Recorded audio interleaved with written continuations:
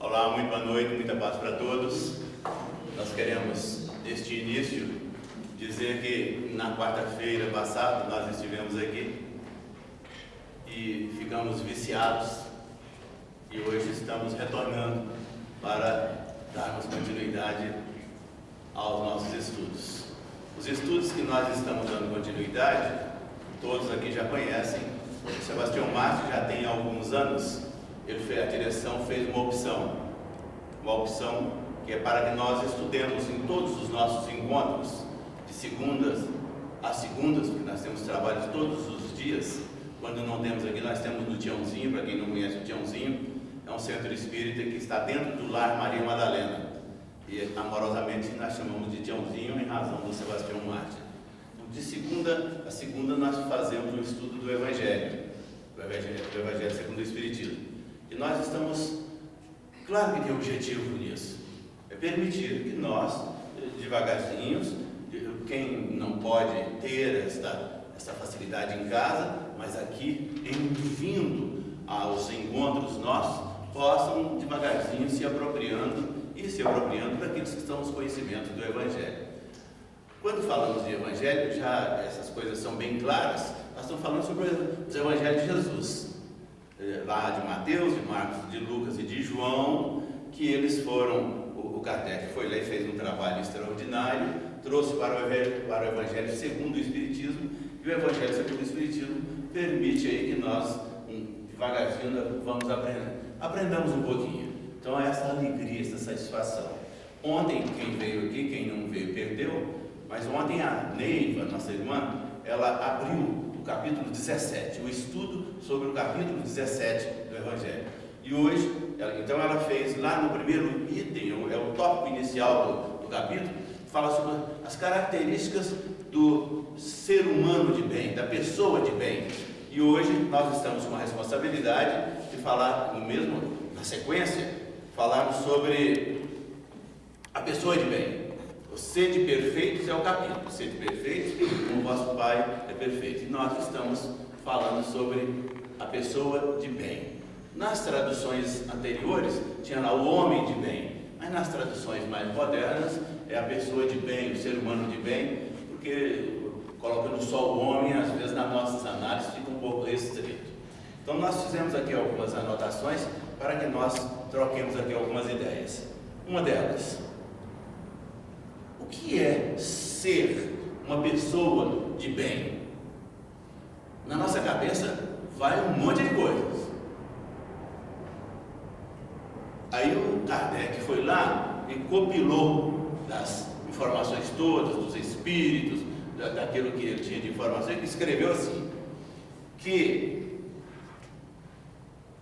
o ser de bem, a pessoa de bem, o ser humano de bem, é aquele que pratica a lei de justiça. Se nós parássemos agora aqui, em cima dessa colocação, é aquele que pratica a lei de justiça, nós já teríamos um monte de coisas para pensar, em casa, no dia a dia, porque é uma das condições mais difíceis para o ser humano, é a prática da justiça. Às vezes nós imaginamos que estamos próximos e estamos distantes. As razões são óbvias, é porque nós temos um processo de relatividade. Num momento desses aí, anteontem, eu estava com uma determinada pessoa da minha família e nós estávamos olhando um mesmo fato, um mesmo evento.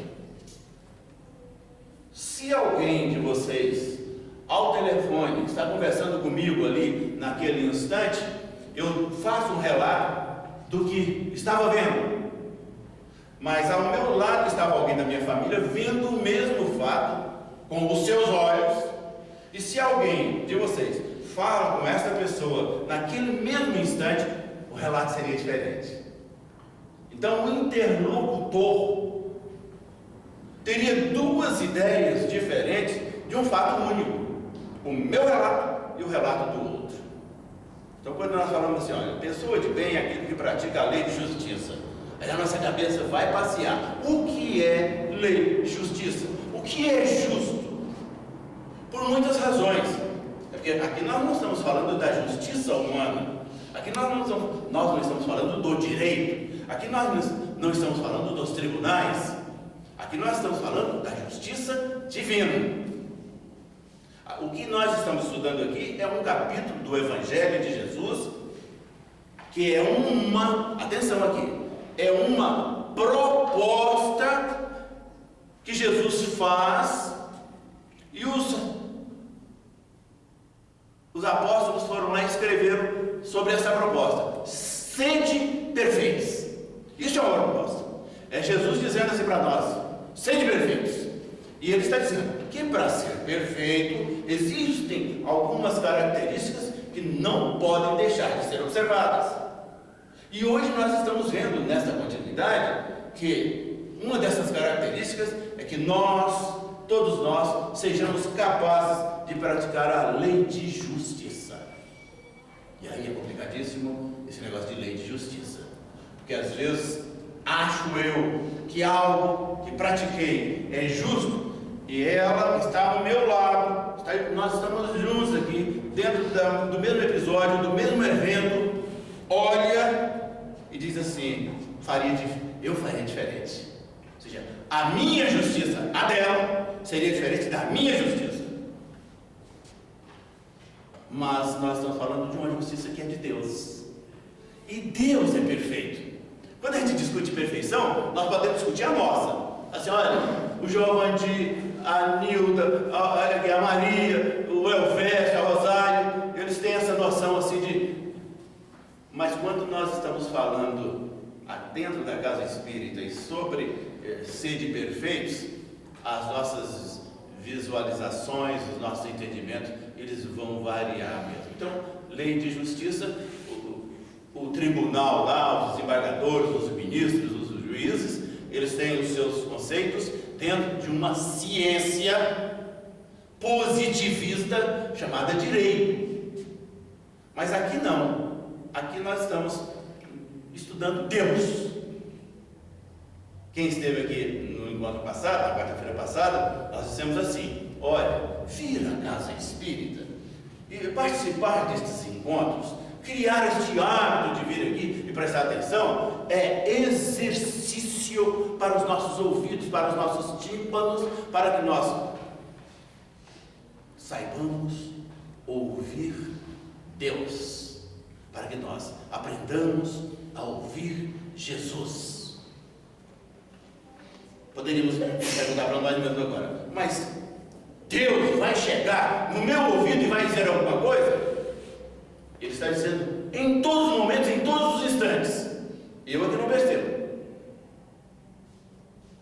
E Ele não só está me dizendo aos ouvidos, que são os sons dos pássaros, o som da vida, o som de tudo aquilo que nós fazemos, mas também está permitido que os meus olhos, que a minha sensibilidade, que a minha alma, ela registre isso. Então, este contato, este intercâmbio com Deus é constante. Jesus está conosco em todas as frações de segundos das nossas vidas, como habitantes deste planeta maravilhoso chamado Terra, porque Ele, Jesus, é o responsável, em nome de Deus, por nós. Então, quando não é exagero dizer que nós estamos aqui fazendo um treinamento para aprender a ouvir Jesus. Não é só ouvir, é compreender e também vivenciar. Esse vivenciar do capítulo de hoje: sede perfeito. É impossível, será impossível que nós alcancemos as condições de sermos perfeitos, ou seja, as condições da perfeição, sem que nós não compreendamos Jesus, sem que nós não pratiquemos aquilo que Jesus está dizendo nos evangelhos para que nós exercitemos todos os dias. Uma das condições é essa aqui. Olha aqui. Quem pessoa de bem é aquela que pratica a lei de justiça. Justiça. Nós só estamos parados nessa, mas ele dá continuidade assim: aquele que pratica o amor. Se é complicado aqui conceituarmos justiça em olhando para Deus, em olhando para Jesus, imaginemos conceituar amor, que foge de todos os padrões, de todos os conceitos de que a sociedade compreende. Basta que nós liguemos as nossas televisões quando chegarmos em casa e nós vamos ouvir essa expressão várias vezes. Em nenhuma nesse sentido. Amor é algo, amar é algo que é dificílimo de se traduzir para que nós consigamos falar sobre. Só por aí a gente avalia o quanto é difícil amar. O quanto é dificílimo amar. É algo que está nos dizendo assim: amar é quando eu me entrego a outrem sem exigir nada. Não é uma permuta, é doação, é entrega absoluta. Então, se viver no justo é difícil, imaginemos amar. E nós estamos dizendo todos os dias para as pessoas. Tem aqueles que não dizem ainda, mas nós estamos dizendo: olha, eu amo você, olha, eu amo a sociedade, olha, eu amo o mundo. Hoje, com essas redes sociais, então, as pessoas mandam suas mensagens, mas na primeira oportunidade que tem, esse negócio chamado amor vai para o espaço. Vai para o espaço. É na hora, naquele momento, não, eu não levo desaforo para casa. Não tem ninguém que me faça, neste momento, amar este meu próximo, não. Mas para dentro do capítulo Sede Perfeitos, que é o que nós estamos estudando, e dentro do item que nós estamos estudando hoje, que é a pessoa de bem, não tem saída não. Nós só nos aproximaremos das condições de alguém de bem, de uma pessoa de bem, de um ser humano de bem, se formos capazes de amar. Sem negociar, sem permuta, de doação, de entrega. Amar é muito mais, muito. Perdoar é dificílimo. Perdoar é um dos requisitos mais difíceis para alguém adquirir a condição de dizer assim: olha, Giovanni, eu te perdoo. Quando nós estamos dizendo que perdoamos alguém, é porque aqui dentro, no mínimo, já houve um respiro de uma mágoa, de uma dor.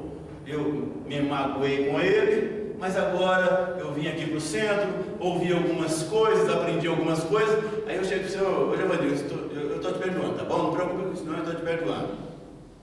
O ideal é que eu dissesse assim: perdoa o quê? Eu nem fui alcançado pelo seu ato. Mahatma Gandhi disse isso, morrendo. Ele tinha levado 2 tiros no meio da rua. O repórter, naquela agonia de fazer um furo de reportagem, chega para ele e diz assim: Mahatma, você perdoa o seu agressor? Você perdoa quem te matou? Você está morrendo, você perdoa? Você olha, eu nem sei o que é perdoar e nem tenho que perdoar, porque eu nem fui agredido. Então, um dos requisitos para que nós sejamos pessoas de bem é este aqui: amar. É a prática do amor. O outro está tudo, essas coisas estão todas inseridas dentro de um todo. Quando nós estamos falando sobre justiça, sobre amor e agora sobre caridade, a pessoa de bem, de acordo com as orientações do Evangelho, no estudo que nós estamos fazendo, no capítulo 17 do Evangelho, no capítulo sobre sede perfeitos, e quando nós estamos atacando o sede perfeitos lá, nós estamos ouvindo uma proposta de Jesus: sede perfeitos. É uma proposta que Jesus está fazendo para nós: sede perfeitos. Aí nós poderíamos perguntar para ele: e como eu alcanço isso? Aí ele está nos dizendo assim: sendo justo, amando, praticando a caridade. Praticando a caridade. Se nós dissemos que compreender justiça, compreender amor é difícil e é complexo, imagine caridade. Os conceitos, os entendimentos, as compreensões que nós temos, que são limitadíssimas. Nós estamos transitando aí pelas ruas do Núcleo Bandeirante, e lá perto dos bancos, ali perto da loteria, por ali, fica um monte de gente pedindo. A gente enfia a mão no bolso e pega R$2 e dá por... Imaginamos que praticamos um ato maravilhoso, extraordinário. Às vezes sim, mas é possível que se nós tivermos um desprendimento para chegar até aquele nosso irmão que está ali, ou irmã que está ali sentado, e trocarmos duas palavrinhas com ele, para dizer assim: meu irmão, como é que você está? Talvez a caridade seja maior do que você meter a mão no bolso, tirar R$100 e doar. A doação tem a sua importância, tem o seu valor, mas não necessariamente, aqui não está dizendo desta caridade material, não. Está dizendo da caridade, que é o amor. Podemos amar alguém que nós nunca vimos na vida. Nós não temos o DNA, nós não temos o registro de nascimento, nós não temos a origem, é um desconhecido que é nosso irmão. É um desconhecido que nós não sabemos da sua procedência, mas ele é nosso irmão. Isso é caridade. Então, para que nós sejamos esse ser, essa pessoa, esse ser humano, esse homem, essa mulher de bem, esses requisitos no Evangelho, isso aqui eu copiei de lá, está escrito nesta ordem. É necessário que nós façamos a utilização do exercício disso aí. E quando nós estamos dizendo que o exercício disso aí é complicado, aqui no Centro Espírita, no Sebastião Bart, neste momento, que nós temos todos aqueles que eu estou conseguindo registrar aqui pelas retinas, mas tem uma população muito maior. Prestemos atenção nisso aí. A máquina que está nos filmando agora não está filmando isso. Mesmo que o nosso irmão rode a máquina por aí, ela vai filmar as fisionomias dos irmãos, a minha e a dos irmãos, mas ela não irá filmar as fisionomias de 5 vezes mais irmãos, pessoas, seres humanos, do que aqueles que estão aqui sentados, que são também os desencarnados, que muitos deles vieram para cá, como nós viemos, com os mesmos propósitos, com o propósito de fazer um estudo do Evangelho, com o propósito dessa apropriação, com o propósito de aprender. Alguns outros não. Ontem, num trabalho mediúnico aqui em cima, que nós estávamos lá dirigindo, uma entidade incorporou numa médium e no diálogo ensejou que nós pudéssemos dizer para ela: você esteve lá no salão ouvindo a palestrante e a palestra e os esclarecimentos que ali foram colocados para todos nós? Eu estive, não ouvi uma única palavra, e mais do que isto, não ouvi e não deixei um monte de gente que estava sentado naqueles bancos lá ouvir também. O meu propósito era este, era não ouvir e não deixar que muita gente ouvisse. Então às vezes a gente vem aqui, participa, fica 1 hora sentado, fica aborrecido, fica incomodado com os minutos, fica incomodado com a fala, mas a gente não ouve nada que se fala. Ou ouvir, claro que a gente ouve, mas nós não estamos retendo nada. É como se aquilo nem existisse, porque uma fração de segundo depois a gente pode perguntar: o que foi dito aí? É essa população que não se consegue filmar, que estão conosco e são nossos irmãos. Alguns deles, muitos deles, eles estão buscando o que nós estamos buscando: aprendermos, termos, nos apropriarmos, ter recursos, ter condições para que nos transformemos em pessoas de bem, de acordo com aquilo que Jesus está nos ensinando. Mas se eu não estou treinado não estou acostumado e não estou propenso e nem desejo ouvir Jesus, como é que eu vou aprender? Não tem como. É a coisa mais natural. É como alguém vai numa aula, está fazendo um curso, vai numa aula, o professor vai lá e gasta o seu verbo, gasta o seu tempo, você vai embora para casa, fala assim, puxa vida, hoje eu não consegui reter, me apropriar de nada deste conteúdo que foi ministrado. Quando chega o momento da avaliação, e quando nós estamos falando de avaliação, meus queridos irmãos, encarnados e desencarnados, a vida ela é exata, é exatidão pura. Está lá o poeta português dizendo assim, viver é preciso. O que é viver é preciso? Viver é exatidão, não tem nada que fuja dessa exatidão. A continuidade da minha existência será sempre em consequência daquilo que estou fazendo e que fiz. Não tem novidade. Se amo, vou amar e serei amado. Mas se não amo, também o desamor estará presente na minha vida. É a exatidão.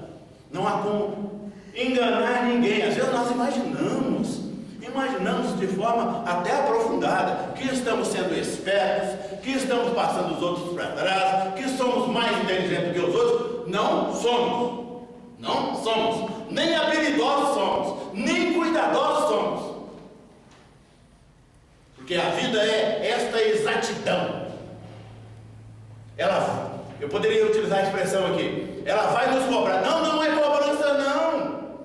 Cobrança é no outro sentido. É a exatidão de uma lei que existe, que fala de progresso. Exatamente por isso que nós estamos estudando. Sede perfeitos. É a proposta que Jesus faz para nós. E nós estamos treinando ainda os nossos ouvidos para ouvi-lo. Treinando os nossos olhos para enxergar essas coisas. Porque o nosso coração ainda não consegue recepcionar a emoção, o sentimento, essa verdade do que é justo, do que é amoroso e do que é caridoso.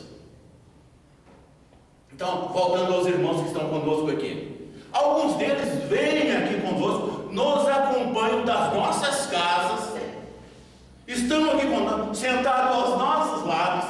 É uma população muito maior. Aqui, olhando assim, nós temos 50 aqui sentados. Nós temos aqui, tranquilamente, uma população de 250 desencarnados. Também conosco, na dimensão espiritual. E muitos deles são nossos conhecidos. São amigos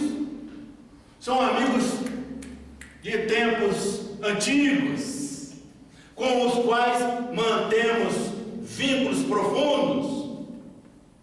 Mas ainda não conseguimos exercitar para com esses irmãos estas coisas aqui que nós estamos estudando no capítulo. Sede perfeitos. Quando nós não conseguimos ainda, e nem eles, muitos deles não conseguiram, aí eles vêm aqui e disseram isso para nós ontem no trabalho. Olha, estive sim lá no salão, não ouvi o que ela disse, o que a oradora disse, não prestei atenção e também não deixei um monte de gente prestar atenção. Porque o meu propósito era este. Eu fui mandado para isso. Para que não deixasse ninguém prestar atenção. Porque prestar atenção a uma conversa como a da Neiva ontem é algo extraordinário. É uma colheita que se faz. É algo de bondade, de misericórdia de Deus, de Jesus para com todos nós. Para dizer assim, as coisas estão dificílimas? Estão. A vida está, no sentido geral, complicadíssima? Está assim. Mas existem recursos, condições de superação, de melhoria em todas as circunstâncias. Uma delas é essa: sede perfeitos. E para ser perfeito, tem que amar. E para ser perfeito, tem que praticar a caridade. E para ser perfeito, tem que ser justo. Não a justiça humana, não a justiça dos tribunais, não a justiça dos ministros, mas uma justiça que é a de Deus. E nós estávamos começando a falar sobre isso e fugimos. E Deus não se tornou justo, como nós, todos nós, temos necessidade de nos tornarmos justos. Deus não se tornou amoroso, como nós, todos nós, temos necessidade de nos tornarmos amorosos. Deus não se tornou caridoso, como nós temos a necessidade de nos tornarmos caridosos, para sermos pessoas de bem. Por quê? Porque Deus é a própria justiça. Ele não se tornou justo, Ele é a justiça. Porque Deus não se tornou alguém amoroso, porque Ele é a essência do amor universal. Deus não é alguém que aprendeu a praticar a caridade, porque Ele é a essência do sentimento da caridade. E aí Jesus está nos dizendo pelo Evangelho: meus queridos irmãos, sejam perfeitos, que é a proposta que Ele faz, mas o caminho para ser perfeito está traçado.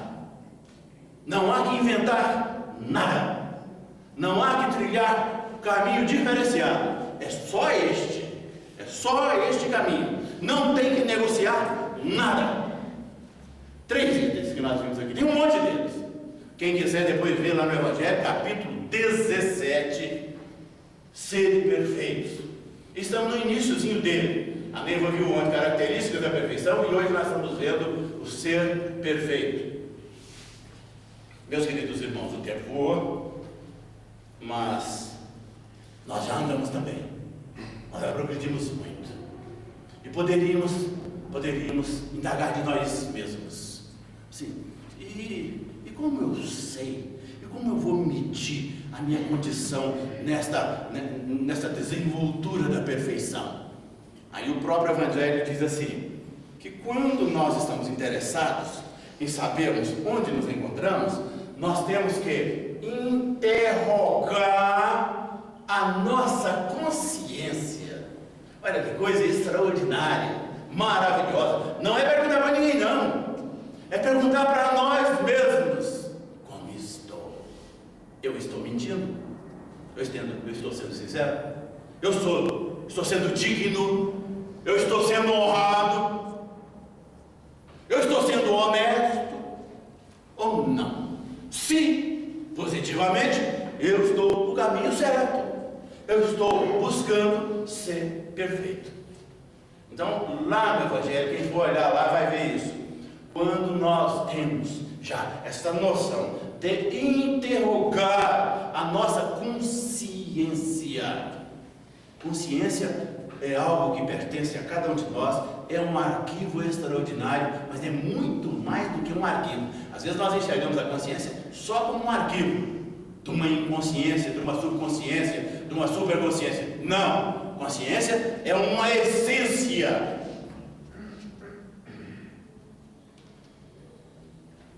Se nós estamos nessa proposta, estamos estudando, quando eu interrogo a minha consciência, ela vai gritar as bobagens que eu estou fazendo. Às vezes eu me nego a ouvi-la, isso é verdade, mas ela vai gritar: olha, você está cometendo um monte de besteira por aí, falando um monte de asneira. Aí lá no Evangelho está dito assim: a pessoa de bem que estuda suas próprias imperfeições e trabalha ininterruptamente para combatê-las, está indo, está no caminho certo. Então, mesmo que a consciência grite para nós: está pisando na bola, você não está amando nada, você está enganando, você não pratica caridade de jeito nenhum, você está dando a esmola, você não é justo de maneira nenhuma, você está tentando fazer média. A consciência está gritando isso para nós, e aí nós vamos dizer para nós mesmos: mas eu estou estudando as minhas imperfeições, eu estou lutando numa luta ferrenha, e Deus está comigo, e Jesus está comigo. Por isso que eu estou interessado em estudar o Evangelho, em aprender as lições do Cristo contidas ali. Meus irmãos, eu agradeço imensamente a paciência, muito obrigado. Que Deus nos abençoe a todos e tenhamos um bom trabalho nesta noite.